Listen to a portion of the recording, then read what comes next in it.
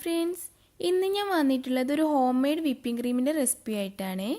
ഇത് സ്ഥിരമായിട്ട് വീട്ടിലുള്ള കുറഞ്ഞ ചേരുവകൾ കൊണ്ട് എളുപ്പത്തിൽ തയ്യാറാക്കി എടുക്കാനായിട്ട് സാധിക്കും. അപ്പോൾ വീഡിയോയിലേക്ക് പോകുന്നതിന് മുന്നേ എൻ്റെ ഈ ചാനൽ ആദ്യമായിട്ട് കാണുന്ന ആരെങ്കിലും ഉണ്ടെങ്കിൽ ഒന്ന് സബ്സ്ക്രൈബ് ചെയ്യാൻ വേണ്ടിയിട്ട് മറക്കരുത്. സബ്സ്ക്രൈബ് ചെയ്യുന്ന സമയത്ത് അതിനടുത്തുള്ള കുഞ്ഞ് ബെല്ലൈക്കൺ കൂടെ ഒന്ന് പ്രസ് ചെയ്ത് വെക്കുക. ബെല്ലൈക്കൺ പ്രസ് ചെയ്യുമ്പോൾ 3 ഓപ്ഷൻസ് വരും. അതിൽ ഓൾ ഒന്ന് തന്നെ പ്രസ് ചെയ്ത് വെക്കണം. അപ്പോഴേ ഞാനിടുന്ന വീഡിയോസ് എല്ലാം നിങ്ങൾ കറക്റ്റായിട്ട് നോട്ടിഫിക്കേഷനായിട്ട് കിട്ടുകയുള്ളൂ. ആദ്യം തന്നെ ഞാനിവിടെ ഒരു ഫ്രൈ പാൻ എടുത്തിട്ടുണ്ട്.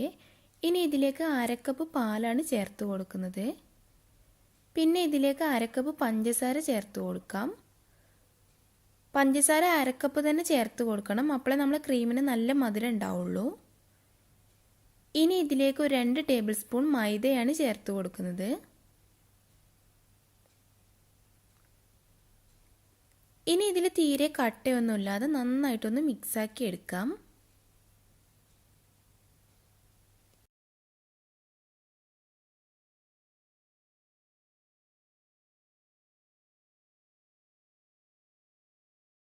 ഇപ്പം ഞാൻ ഇതിൽ തീരെ കട്ടയൊന്നുമില്ലാതെ നന്നായിട്ടൊന്ന് മിക്സാക്കി എടുത്തിട്ടുണ്ട്. ഇനി ഇത് ഗ്യാസിലേക്ക് വെക്കാം. ഇനി തീ നല്ല ലോ ഫ്ലെയിമിൽ വെച്ചിട്ട് ഇത് നന്നായിട്ടൊന്ന് തിളപ്പിച്ച് കുറുക്കിയെടുക്കാം.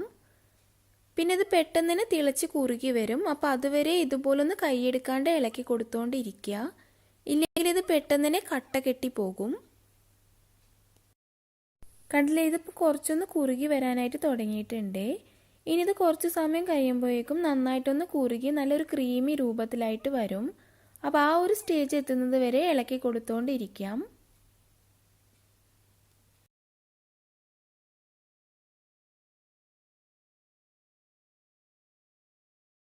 ഇപ്പോൾ ഇത് നന്നായിട്ട് കുറുകി നല്ലൊരു ക്രീമി രൂപത്തിലായി വന്നിട്ടുണ്ട്. ഇത്രയും മതി. ഇനി ഗ്യാസ് ഓഫാക്കാം. ഇനി ഇത് നന്നായിട്ടൊന്ന് ചൂടാറാൻ വേണ്ടിയിട്ട് മാറ്റി വെക്കാം. ഇത് ചൂടാറി വന്നതിന് ശേഷമാണ് നമ്മളിനി ക്രീം തയ്യാറാക്കാനായിട്ട് പോകുന്നത്.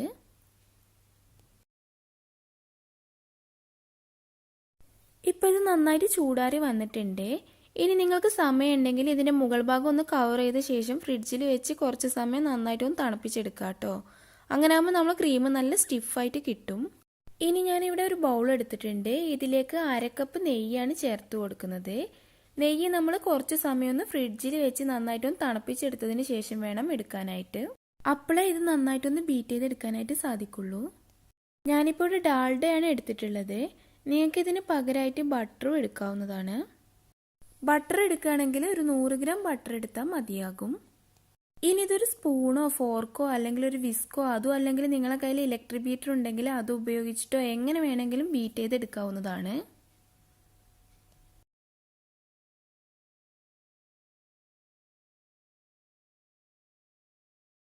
ഇത് നന്നായിട്ട് തണുപ്പിച്ചെടുത്തുകൊണ്ട് തന്നെ ഫസ്റ്റിൽ ഇതൊന്ന് മിക്സാക്കി എടുക്കാനായിട്ട് കുറച്ച് ബുദ്ധിമുട്ടുണ്ടാകും. പിന്നെ ഇത് മിക്സ് ചെയ്ത് നല്ല സോഫ്റ്റ് ആയിട്ട് കിട്ടും. അപ്പോൾ പിന്നെ വളരെ എളുപ്പത്തിൽ ബീറ്റ് ചെയ്തെടുക്കാനായിട്ട് സാധിക്കും.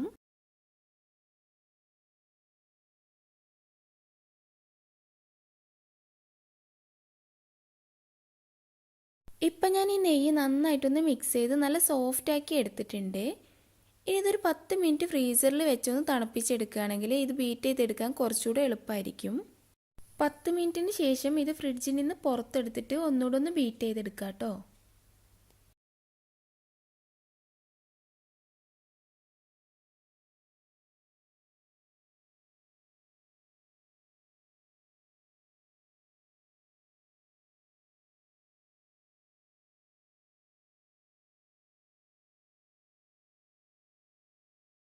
ഇപ്പം ഞാൻ ഈ നെയ്യ് നന്നായിട്ടൊന്ന് ബീറ്റ് ചെയ്തെടുത്തിട്ടുണ്ട്.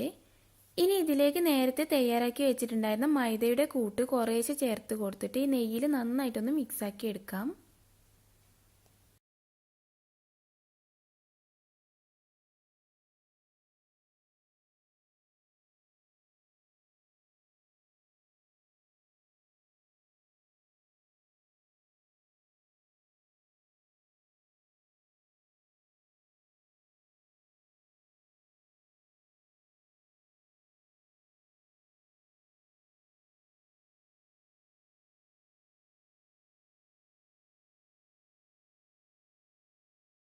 പിന്നെ ഇത് നമ്മൾ നെയ്യ് ഉപയോഗിച്ചിട്ടാണ് തയ്യാറാക്കിയെന്ന് പോലും ആരും പറയില്ല.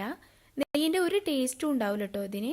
പിന്നെ നിങ്ങൾക്ക് വേണമെങ്കിൽ ഇതിലേക്ക് 1 ടീസ്പൂൺ വാനില എസൻസും കൂടെ ചേർത്തൊന്ന് മിക്സ് ചെയ്ത് കൊടുക്കാം കേട്ടോ. അങ്ങനെ നല്ല സ്റ്റിഫായിട്ടുള്ള വിപ്പിംഗ് ക്രീം ഇവിടെ റെഡി ആയിട്ടുണ്ട്. ഇനി ഞാൻ ഈ ക്രീം ഒരു പൈപ്പിംഗ് ബാഗിലേക്ക് മാറ്റുന്നുണ്ട്.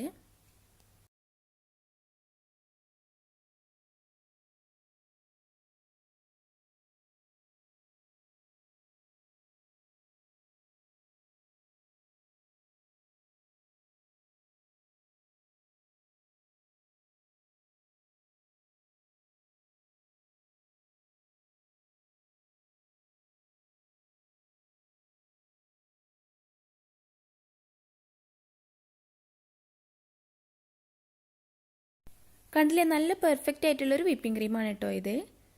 അപ്പോൾ വിപ്പിംഗ് ക്രീമൊന്നും വീട്ടിലില്ലാത്ത സമയത്ത് അത്യാവശ്യം ചെറിയൊരു കേക്കോ അല്ലെങ്കിൽ പുഡിങ്ങോ ഒക്കെ ഉണ്ടാക്കുന്ന സമയത്ത് ഇതുപോലെ ഒന്ന് ട്രൈ ചെയ്ത് നോക്കണം കേട്ടോ.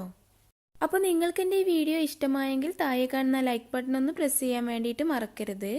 അതുപോലെ തന്നെ നിങ്ങൾ ഫ്രണ്ട്സ് ആൻഡ് ഫാമിലിക്കൊക്കെ ഒന്ന് ഷെയർ ചെയ്ത് കൊടുക്കുക. പിന്നെ എൻ്റെ ഈ ചാനൽ ആദ്യമായിട്ട് കാണുന്ന ആരെങ്കിലും ഉണ്ടെങ്കിൽ ഒന്ന് സബ്സ്ക്രൈബ് ചെയ്ത് സപ്പോർട്ട് ചെയ്യുക.